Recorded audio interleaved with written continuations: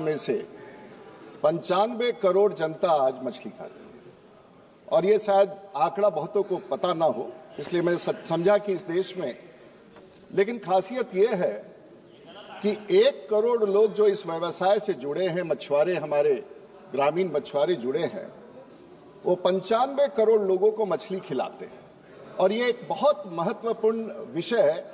1 करोड़ लोग 95 करोड़ लोगों को मछली खिलाते हैं। महोदय,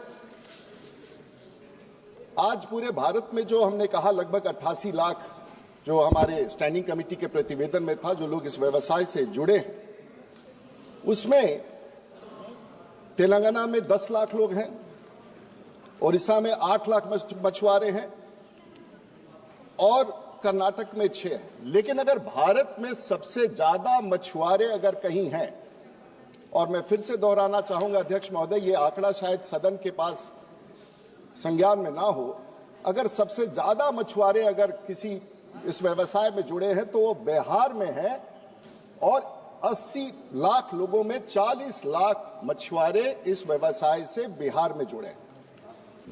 महोदय, इनलैंड वाटरवेज की बात मैं कर रहा हूं, जो नदियों से, तालाब से, पोखर से, चौर से जहां मछली लेते हैं। आपके यहां भी चंबल से भी मछली निकलता है महोदय, वहां भी बहुत अच्छा मछली है। मुझे जानकारी नहीं। रखना चाहिए ना, फिर मछुआरों के लिए वेलफेयर कैसे करेंगे आप महोदय? और दूसरी तरफ मैं कहना चाहूंगा 2014 से लेकर के 2025 तक, माननीय सदस्य जरा एक मिनट, 2025 तक भारत की सरकार ने जो काम किया है, इनलैंड वाटरवेज से इनलैंड फिशिंग जो था वो 46 लाख टन था। आज भारत में नदियों से, तालाब से और माननीय प्रधानमंत्री के नेतृत्व में वो बढ़कर के 1,31 लाख टन बढ़ के आ गया है, जो अपने आप में 100% से ज्यादा ग्रोथ है। ये अपने आप में कैसे आंकड़े महोदय। लेकिन बिहार में जहां 40 लाख लोग लगे हैं, उनके लिए एक योजना आया था न्यूट्रिशन का और उनके पैसे देने का, उनको खास करके उस सीजन में जब मछुआरों को काम नहीं करने दिया जाता है, नदी में मछली मारने नहीं दिया जाता है, या उस सीजन में ब्रीडिंग होता है, और उसके लिए भारत की सरकार और राज्य सरकार को भी उसमें जोड़ना है। 4,000 रुपये दिए जाने इन मछुआरों को, और बिहार में 40 लाख ऐसे मछुआरे। लेकिन पता नहीं किन कारणों से बिहार में 2023-25 में, और ये आप स्वयं उत्तर देखना चाहेंगे एनेक्सर 1 में, 23-24 में माननीय मंत्री जी भी इस कार्य में नए आए हैं और अपने प्रश्न ये है कि बिहार में 23-24 में भी शून्य रहा, 24-25 में भी शून्य रहा और 22-23 में भी शून्य रहा। तो मैं माननीय मंत्री जी से पूछना चाहता हूं कि बिहार, जिसका इतना महत्वपूर्ण भूमिका है और आप इस काम में बहुत रुचि ले रहे हैं, बिहार के मुख्यमंत्री ने भी बहुत अच्छा काम किया है, बिहार में भी वो 8 लाख से बढ़कर के 14 लाख टन तक चला गया है, वो भी एक बहुत बड़ा आंकड़ा है। लेकिन ऐसा क्या हुआ है कि बिहार के मछुआरों को जो ये लाभ मिलना चाहिए था, किन कारण से बिहार को मछुआरों को ये लाभ नहीं मिल पाया है? माननीय मंत्री जी, इसका संज्ञान लेते हुए अगर कोई रास्ता ढूंढना चाहें, बताना चाहें, तो मैं बड़ा आभारी रहूंगा। यार इतना अध्यक्ष महोदय, माननीय सदस्य ने जो कहा बहुत ठीक कहा कि आदरणीय प्रधानमंत्री नरेंद्र मोदी जी के नेतृत्व में जब से सरकार बनी, तब से मछली के उत्पादन देश में इतना बढ़ा कि लगभग 126% की वृद्धि हुई है मछली के उत्पादन में। और आज हमारा देश विश्व में मछली उत्पादन में दूसरे स्थान पर खड़ा है। महोदय, 2013-14 में 95.7 लाख टन मछली का उत्पादन इस देश में होता था, जो आदरणीय प्रधानमंत्री नरेंद्र मोदी जी के बाद शासन में आने के बाद बढ़कर 23-24 में 184.02 लाख टन मछली का उत्पादन हो। उसमें सही बात है, माननीय सदस्य ने जो कहा वो सही बात है कि इस पूरे मछली उत्पादन में जो इनलैंड फिशिंग है, जो अंतर्देशीय मछली उत्पादन है, उसका वृद्धि 126% है और 13-14 में मात्र 61.36 लाख टन था, जो अब 23-24 में बढ़कर 139.07 लाख टन हो गया है। तो ये वृद्धि जो है इनलैंड फिशिंग का शेयर बहुत बड़ा है मछली के उत्पादन में। अब जहां तक माननीय सदस्य ने ये पूछा है कि जो बैन पीरियड होता है 3 महीने लगभग मछली के उत्पादन के लिए बैन होता है और मछली उत्पादन नहीं हो पाता है, ब्रीडिंग पीरियड होता है। उसमें जो सरकार की योजना है, केंद्र सरकार की और राज्य सरकार की 1500 रुपए की हिस्सेदारी है, 3000 रुपए और 1500 रुपए लाभार्थी का योगदान होता है और टोटल 4500 रुपए को हम लोग 3 महीने में, जो 3 महीने प्रतिबंधित समय होता है, उस 3 महीने के अंदर 1500 रुपए प्रति माह के दर से हम लोग उनको जीवन भरण पोषण के लिए उपलब्ध कराते हैं। अब कई बार लाभार्थी का भी शेयर नहीं मिलता है, कहीं राज्य सरकार का शेयर नहीं मिलता है, तो उसके कारण इसके साइकिल में थोड़ी सी परेशानी होती है, लेकिन हम लोग उसको देखेंगे कि वो परेशानी नहीं होगी। माननीय सदस्य। महोदय, मंत्री जी उत्तर देते हुए मेरा उत्तर नहीं दिया, तो कोई बात नहीं।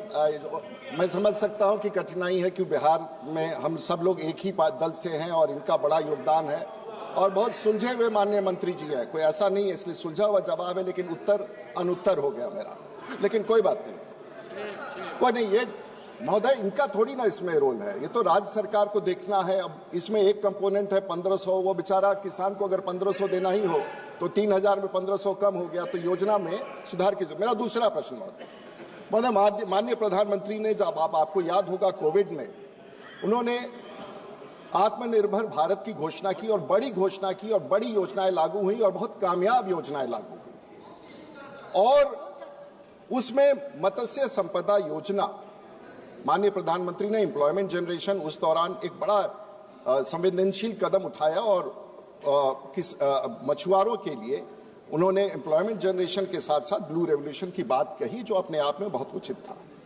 और 2020 से लेकर 2025 तक उन्होंने 20,500 करोड़ रुपया आवंटन किया। महोदय, ये अपने आप में आंकड़े बड़े हैं और उसमें आंध्र प्रदेश विकसित राज्य है, सबसे ज्यादा मछली का उत्पादन आज वहीं होता है। वहां उन लोगों ने मछुआरों के लिए state of art wholesale fish market, अब बिहार जहां 40 लाख लोग काम कर रहे हैं, हमारे यहां आंध्र प्रदेश में लगभग 150 फिश मार्केटिंग सेंटर है, कंप्यूटराइज्ड है, उसके लिए व्यवस्था है, एयर कंडीशनिंग है, लॉजिस्टिक्स है। बिहार में शायद एक है। मैं माननीय मंत्री जी से कहूंगा कि बिहार हम सब लोगों के लिए इतना प्रिय है, बिहार हमारी माटी, और मैं उसी राज्य का हूं और जहां 7 बार पार्लियामेंट में आने का मुझे मौका मिला, 1 बार विधानसभा में रहने का मौका मिला, तो उस राज्य के लिए हम आज राज्य और बजट में भी माननीय मंत्री जी ने और सबने इतना पैसा। मेरा एक सवाल माननीय मंत्री जी से यही है कि बिहार के संरचना के सुधार के लिए, और खास करके आप दरभंगा में जाएंगे, मधुबनी में जाएंगे, सहरसा में जाएंगे, सुपौल में आएंगे, छपरा में आएंगे, मछली का जो बाजार है वो छोटा छोटा है, और इसलिए आंध्र प्रदेश से, कर्नाटक में, और बिहार के लोग रेहू बहुत खाते हैं, कतला बहुत खाते हैं, नैनी बहुत खाते हैं, वो बाहर से आता है।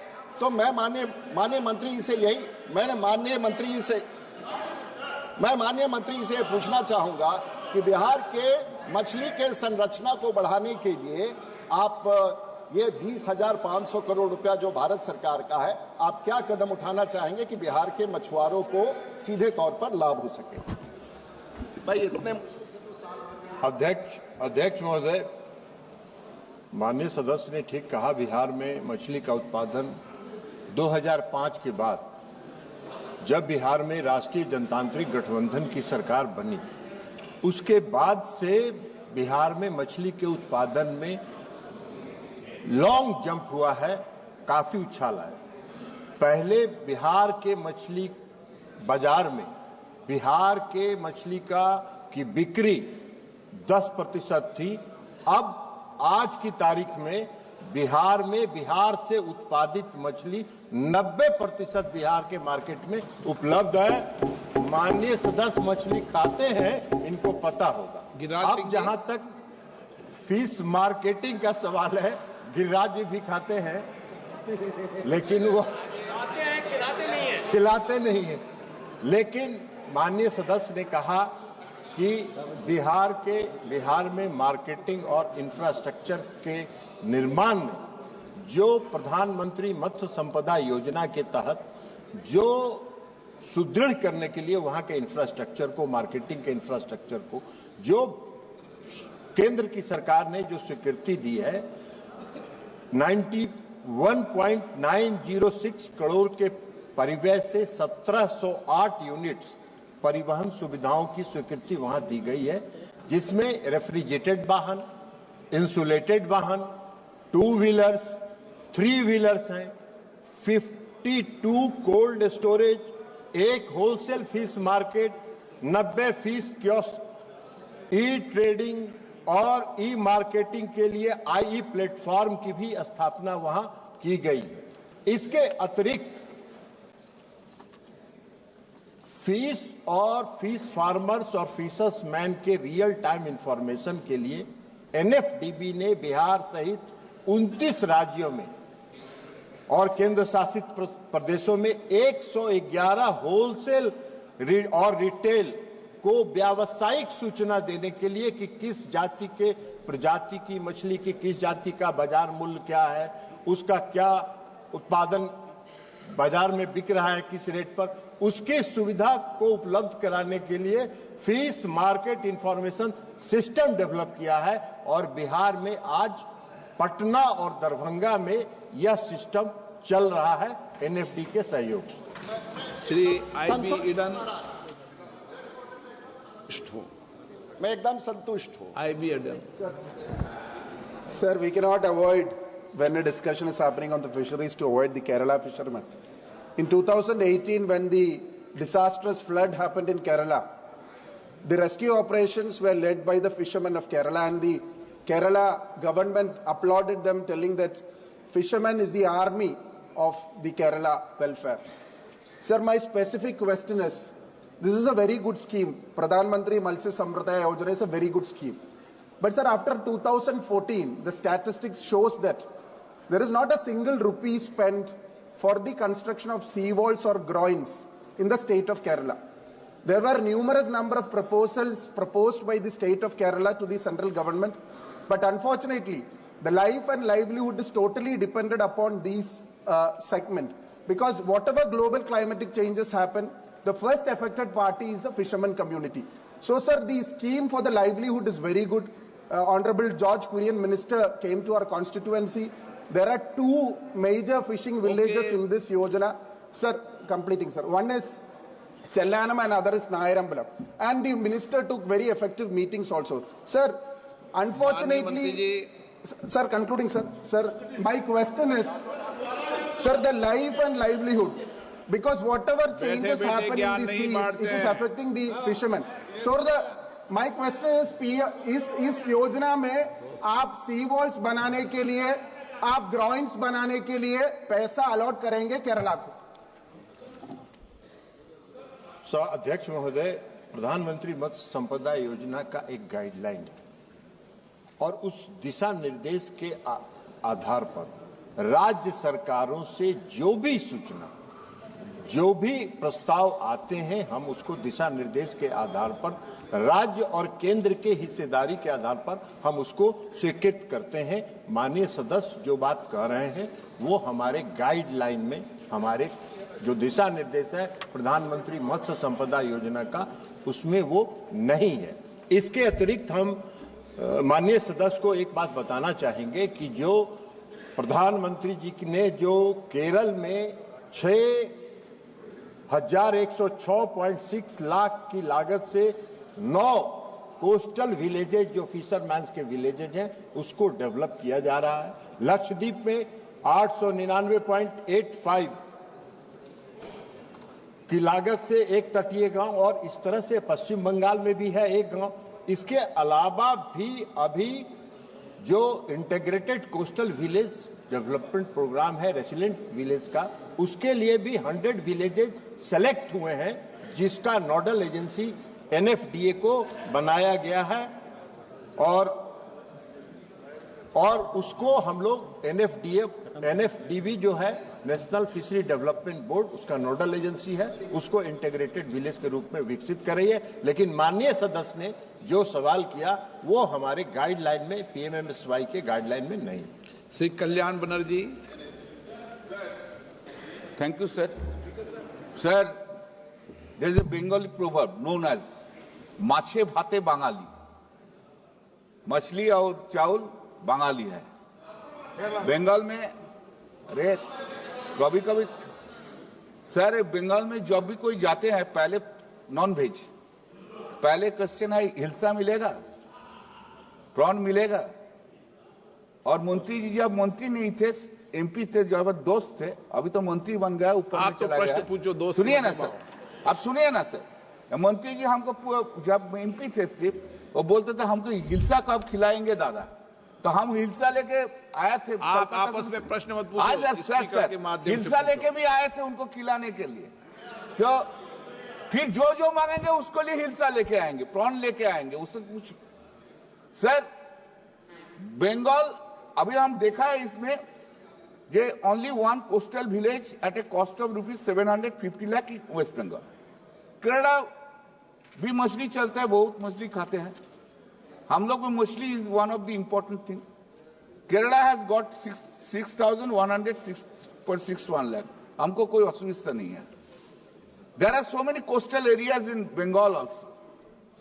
क्यों एक ही प्रोजेक्ट लिया है और इतना मछली हम लोग खाते हैं, जो प्रोडक्शन होता है उसमें हम लोग का नहीं चलता है। आंध्र प्रदेश से हम लोग का मछली जाता है ज्यादा, तो आंध्र प्रदेश से जाते हैं तो सर, और बिहार तो हम लोग का पास से मछली भी लेते आते हैं। धनबाद का उधर उस साइड से, झारखंड साइड से सब मछली खाने के लिए आते हैं, खाने के लिए। तो मेरा क्वेश्चन सर सुनिए ना, आप तो भेज है सर, आप तो नहीं समझेगा मछली। तो जो मछली खाता है वो जानता है मछली क्या है, और जो मछली खाता है वो जानता है बंगाल क्या है। अच्छा सर, तो सर हमारा क्वेश्चन है, हम लोग के लिए क्या किया पश्चिम बंगाल के लिए? ये तो आप एक कोस्टल विलेज 750 लाख दिया, ठीक है, और ज्यादा कोस्टल विलेज बनाइए सर, गंगा का पास साइड में बनाइए कुछ। ओके जब sir just 1 minute sir, just I will take. जब मुरली मोहन जी जब हम लोग का स्टैंडिंग कमेटी का चेयरमैन था, एस्टिमेट कमेटी का, उन्होंने एक बात बोला था एंड आई लाइक इट। ये पहले जब गंगा से इतना इंडस्ट्री नहीं हुआ तो गंगा का जो वेव आता था ऊपर से हिल से, पूरा जब ज्वार जाते थे वो पूरा पानी उधर चला जाता, तो इसलिए पानी मीठा स्वीट होता था। हिलसा भी जो अच्छा है, तो हम लोग को लिए कुछ से कीजिए। माननीय मंत्री आप सब, आपको आपका डेवलपमेंट है, उसलिए मेरा कोई दुख नहीं है। ज्यादा हो, बिहार को होना चाहिए, ज्यादा हो, लेकिन हम लोग को लिए राजीव जी किससे कहिए, कभी तो हम लोग का दोस्त है, कभी तो छोड़ के जाता है, लेकिन दोस्ती तो थोड़ा तो रहना हो रहा हो ना। माननीय सदस्य। अध्यक्ष महोदय, माननीय सदस्य जो सवाल कर रहे हैं, पहले मैंने उत्तर में भी बताया है कि जो integrated coastal village, modern coastal village development programme है वो राज्य और केंद्र के हिस्सेदारी से चलता है, और राज्य से जब प्रस्ताव आएगा तो केंद्र सरकार, प्रधानमंत्री नरेंद्र मोदी जी किसी राज्य को छोड़कर चलने में विश्वास नहीं करते हैं, सभी राज्यों को साथ लेकर चलने में विश्वास करते हैं। लेकिन माननीय सदस्य हमारे मित्र भी रहे हैं, जैसा उन्होंने कहा, वो ये बताएं, वो जो पश्चिम बंगाल की सरकार है वहां पर सरकार के जो पश्चिम बंगाल सरकार के बहुत नजदीक है। हम उनको कहेंगे कि इस तरह के प्रधानमंत्री नरेंद्र मोदी जी से आपको उनका चेहरा पसंद ना आए, मत आए, लेकिन जो उनकी योजनाएं हैं वो अगर देश के विकास के लिए है तो उसको स्वीकार करना चाहिए। प्रधानमंत्री मत्स्य संपदा योजना जब प्रारंभ हुआ तो अध्यक्ष महोदय, हम आपको बताना चाहेंगे कि 2020-21 और 21-22 में पश्चिम बंगाल की सरकार ने इस योजना पे कोई शून्य परियोजना वहां का प्रपोजल भेजा और उसके बाद अभी जब प्रपोजल आया है तो उसको हम लोग अभी कर रहे हैं। और अभी जो हमने चर्चा किया पहले के उत्तर में, लेकिन हम माननीय सदस्य को ये बताना चाहते हैं कि हम लोगों की मंशा किसी राज्य को छोड़कर नहीं है। सभी राज्य विकसित होगा तभी विकसित भारत बनेगा, यह हम लोगों की परिकल्पना है। अभी हम माननीय सदस्य को बताना चाहते हैं कि अभी 100 जो रेसिलेंट, क्लाइमेट रेसिलेंट जो विलेज का सिलेक्शन मैंने कहा कि जिसका national fishery development board nodal agency है, उसमें पश्चिम बंगाल के भी 5 गांव उसके 100 गांव में है, ये हम आपको बताना चाहते हैं। और ये मोदी जी की प्रतिबद्धता है, इस प्रतिबद्धता के साथ काम क्वेश्चन नंबर 102 डॉक्टर के Sudhakar. Sir speaker sir, question number 100